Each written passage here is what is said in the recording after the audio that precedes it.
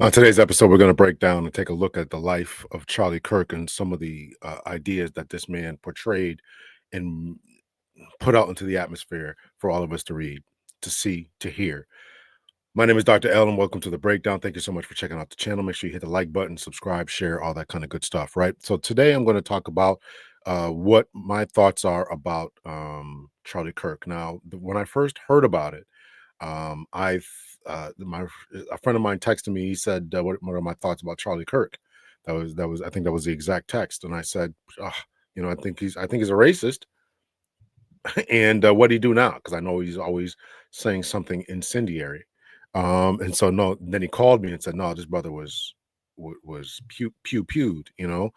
And I said, "Oh man, wow, that's heartbreaking, you know." And then I had to do a bunch of research to figure out, what happened and do my due diligence and all that. So, and I stand by what I said before about this man. It's sad. I appreciated the fact that he was trying to have some conversations. I appreciate that he was trying to have some conversations. Unfortunately, I think that he was very incendiary. I didn't follow him. I watched a few clips here and there. And I said, this guy's too much for me. I think the longest I watched him, he was hosting a debate between think a guy named Alex Smith or Alex something, and he was very um anti what they were doing to the Palestinian people. Not that he was against the Jewish people per se, but he was very anti, I can't remember his name. Maybe I'll try to find the screenshot and put it up here. But anyway, so he was hosting that event. So that was the longest I had ever listened to him. I've seen him go around to colleges and all that. And let me just say, it's got to be a certain level of irony, right? To go around to college campuses speaking to people. And then, he himself was a college dropout. I mean, I just don't even understand it. Why go to the very places? And this is something that I think that is a phenomenon where people who have influence often target the young. And so for whatever reason, he thought that it was beneath him or he didn't finish or whatever. And then went down to the very place that he never finished at to influence people who are very impressionable. Kind of ironic, isn't it? So, in fact, let's play. This will be the first video I'm going to play. I'm going to play a couple of clips here, and as you can already tell, my thought process of him is not very high. I was not a fan of what any of the things that I've ever heard him say, so I was very disappointed in that. Screen share. I think this is the power of civil conversations. So we'll play this one here. And we will take a listen to his sharing screen was canceled. Make sure share screen, share. What's up with that? What was up with that? All right, so this is him. This is him. This is these. I'm just gonna play shorts. I'm saying right now I'm playing shorts, and we're not going to get the full context of anything. But you can go over to dig through his content. I am certainly not going to do that because I found everything I've ever listened to be very incendiary. Now this seems to be very middle of the road and just I'm just a guy having conversations, but I'm on a college campus, even though I never finished, and I it's just kind of ridiculous to me. But here we go.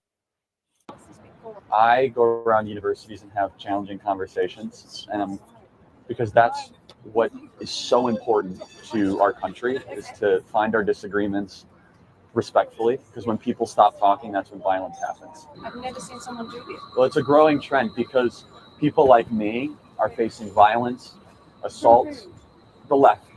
Yes, the campus Antifa. I've been stormed out of restaurants. I've been assaulted publicly, multiple death threats. Okay, so what's your goal?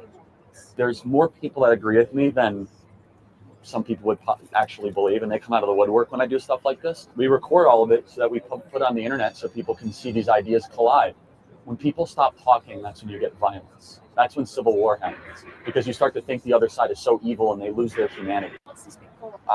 Clearly, unfortunately, these threats, someone took them seriously and then, laid this man to rest. So I am not happy about that. I think that, the conversation is the way to go. And at least what I can say is that he was actually having some conversations. So let's go over to, I got a few things here I wanted to play here just to get a glimpse as to who this man was. So here's another presentation we'll do here. Charlie Kirk explains how MLK inspired DEI. Where MLK, in my personal opinion, and based on every objective analysis, he actually gave us What objective analysis, right? They throw these terms out there and just what you got to give to these types of demagogues and people who just public speakers and these performers and all that. They have such a good use of the English language, whether it's trained or whether it's learned or whether it's just innate. And this is something that psychologists study. How did this guy's 31 years old, never finished college. Where did he get this training from, right? So objective analysis. What objective analysis, right? What are you talking about? What scientists have put this together and said, oh yeah, okay, we're concluding that MLK inspired DEI initiatives. I mean, more race focus and less emphasis on character and conduct. Because here we are 60 years later. Do we talk about race less or more in the last couple of decades? I'm not only blaming MLK for this, but his core driving philosophy was not about a colorblind society. That is a despite the fact that he said it numerous times. Line in one of his speeches. He would actually be closer to a race Marxist, almost akin to a DEI type philosopher if you go deep into his writings, especially later in his life. So, and I think we as conservatives and Christians must reconsider. Was MLK a Christian? Some of the mythologies and some of the icons and the symbols that we hold up, especially as we try to reorient ourselves in a broken culture. This is what bothered Kirk so much. So yeah, listen, I really have no love for this man. I mean, again, I didn't want to see what happened to him happen to him. I wouldn't wish that on anyone, and certainly my heart goes out to his wife and to his children, family. But who was this guy? Who was he? Who was this guy, and what is the rhetoric that he brought about? So let's talk a little bit more about this. What else do we got here? Let's go through some of the clips here that I got from YouTube here. Let's put share screen on. Let's see. We'll put this on here. Let's go to this one here. This is just some of the things the man said.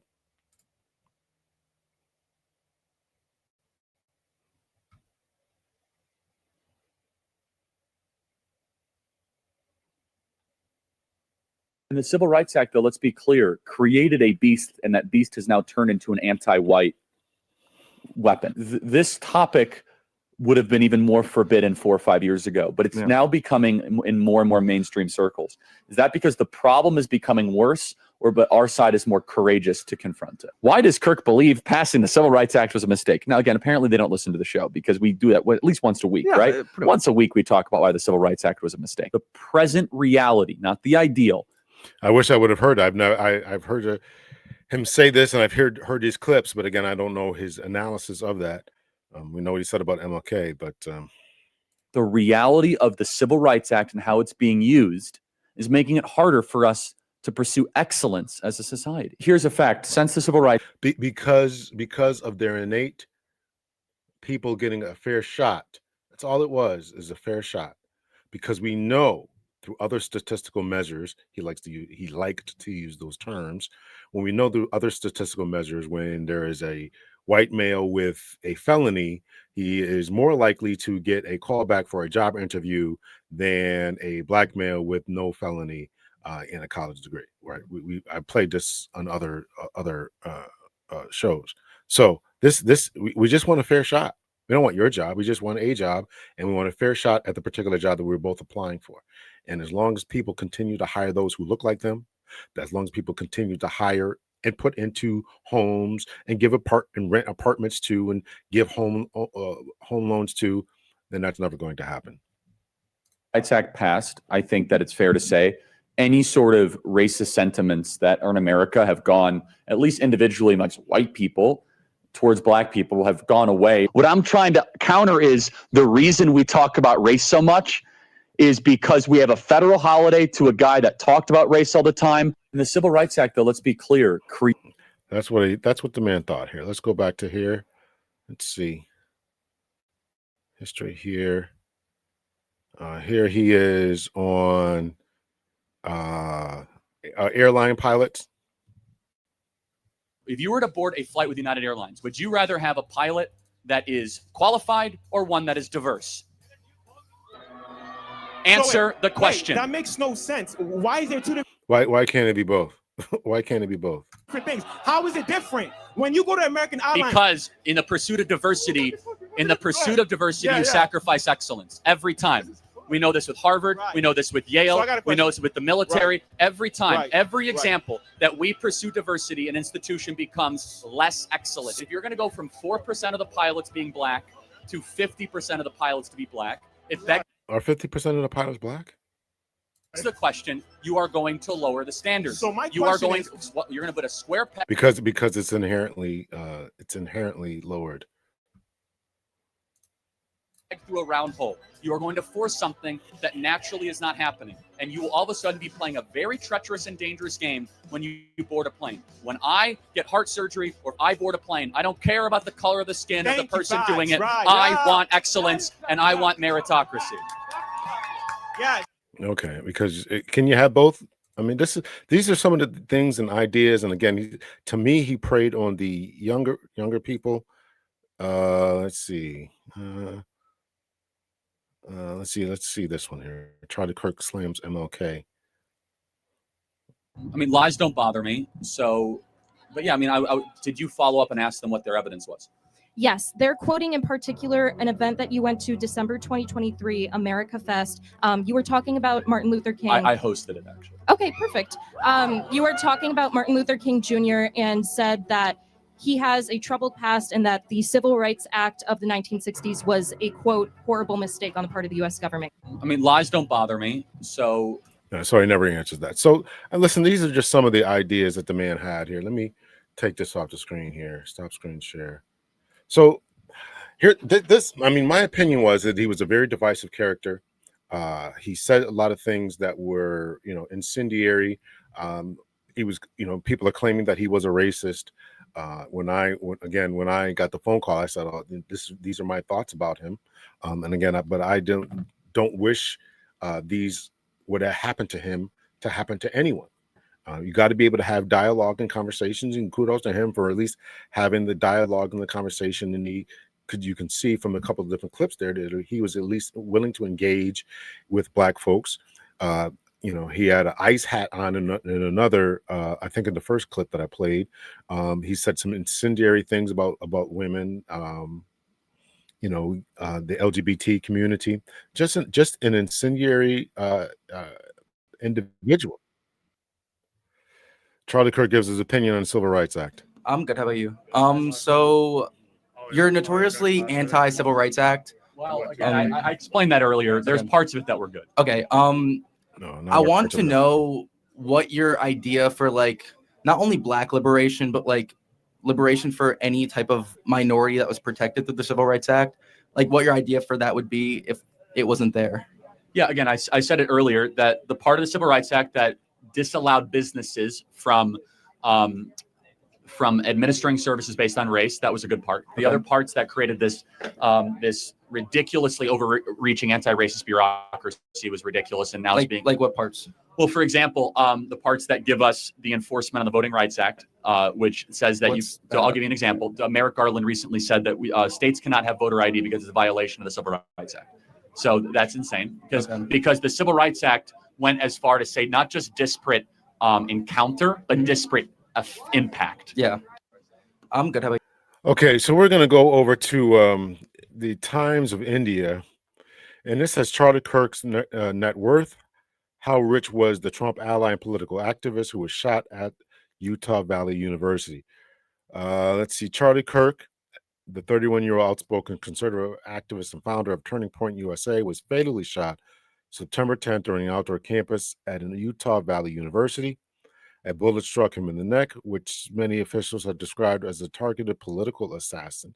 This is a dark day for our state. It is a tragic day for our nation. I want to be very clear that this is a political assassination, Utah Governor Spencer Cox said. The fatal attack stunned the nation and reinforced concerns over rising political violence.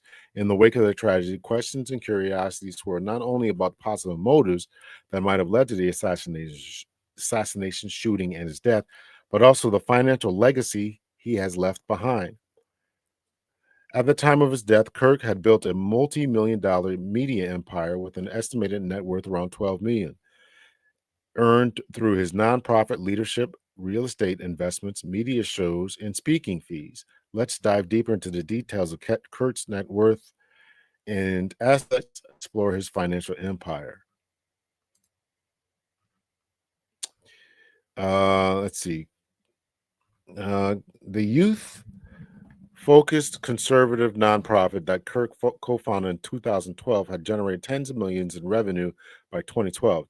TPUSA quickly grew into a well-funded media operation supported by conservative mega donors, and its co-founder and CEO, he received increasingly high compensation. He leveraged that platform not only to advance his political mission, but also to bolster his own financial standing. Reports indicated Kirk's salary turning point rose from a modest beginnings between 27 and 30K in the early years to hundreds of thousands, 300 plus K by 2020. I heard that by the end it was 400,000. That we may play that in a little bit here. The organization's nonprofit revenues estimated in the tens of millions supported both group operations and his rising pay. Real estate investments, his substantial holdings included a 4.7 million Spanish-style estate in Arizona and an 855,000 oceanfront condo in Florida. He also held additional multi-million-dollar properties and apartments, further reinforcing his asset base. Media and publishing. As a media personality with a popular show and multiple books, Kirk generated income from speaking engagements, radio and media appearances, and his authored works. His media ventures, including the popular Charlie Kirk podcast, radio show, and frequent television appearances, also generated significant earnings, charging up to $50,000 to $100,000 per event. To sum it up, Kirk's net worth and assets reflected his status not just as an influencer in conservative politics, but also as a savvy entrepreneur who monetizes his platform and messaging. Listen, this is what I'm saying about this guy, right? Shout out to Ask a Brother podcast, Jeff St. James, because he just did something about speaking to ladies, concerning ladies who are these fake gurus out here claiming to be doctors, claiming to be this, claiming to have all these degrees and all this type of stuff, right? And so he addressed this type of thing. Here, Kirk, what was his claim to fame? Racist rhetoric, misogynistic rhetoric, anti-LGBT rhetoric, no college degree, and he's charging between $50,000 and $100,000 per event, and he targeted the young and impressionable, right? This think about this. And he had conservative mega donors, right? Why? Because they wanted to get them on the bandwagon as well, turn them into conservative pundits, conservative voters. This is how it's done. So, people can study this and look into this, but this is who this man was. This is who this man was. And sadly, he was cut down. And if it's allowable to have a certain amount of gun deaths in order to keep our Second Amendment rights. Who's our? And this is the conversations, and these are the arguments that I've had numerous times. Who is us? Who is they? Who is ours? What exactly and who exactly are we talking about when we start speaking in this manner? So, this is who Charlie Kirk was. This is his ideas, and however you feel about him is however you feel about him. I am more concerned about the future and the direction of the country. I am concerned about retaliatory types of violence. I'm concerned about this taking our violence as what one individual said, or at least what this shooter, not that he did it the right way, but he said that both political parties are going in the wrong directions. We can't seem to get anything done. So I'm concerned about that type of rhetoric. I'm concerned about that. I'm concerned about voting. I'm concerned about gerrymandering. I'm concerned about the political isolation that seems to be going on, the racist drumming up ideas and tropes that are going on. I'm concerned about all that. So I don't think that Charlie Kirk was a voice of reason. I don't think that he was a voice of trying to bring people together. I think he was trying to tell people in no uncertain terms that unless you are a patriarch, that you are a white male, and that somehow you are deserving more than anyone else. He talks merit and he talks about other ideas, but I don't think that he believed that black folks can do these things. That MLK was a good person who tried to institute good ideas and tried to hold America accountable to its original sins and to its subsequent sins, all the way up until the Civil Rights Act. I just don't. So I personally have no love for this man. However, I don't wish. I wish that it would not have happened, and I wish that we could have had a better context of ideas and conversation around ideas. Another thing that I wish that we could have done is really, as we're hashing out these ideas, I wish that we could, go to these young students. He target. I want us to really focus on his targeting of the young and impressionable. Again, this man hadn't finished college, but yet he's charging $50,000 to speak at these universities or other speaking engagements. Not sure if he spoke if he charged to speak at these colleges, but certainly he had a certain gift and talent, and others recognized that in him, conservative voters, and said we're going to support this man. And that is a scary thing, to let you know how they want the political leanings on this country to go. I'm sure the Democrats also on the other side do it as well. So let me know your thoughts and your opinions. I was just now one who's rocking with this dude. So again, I'm not saying I'm glad about what happened to him.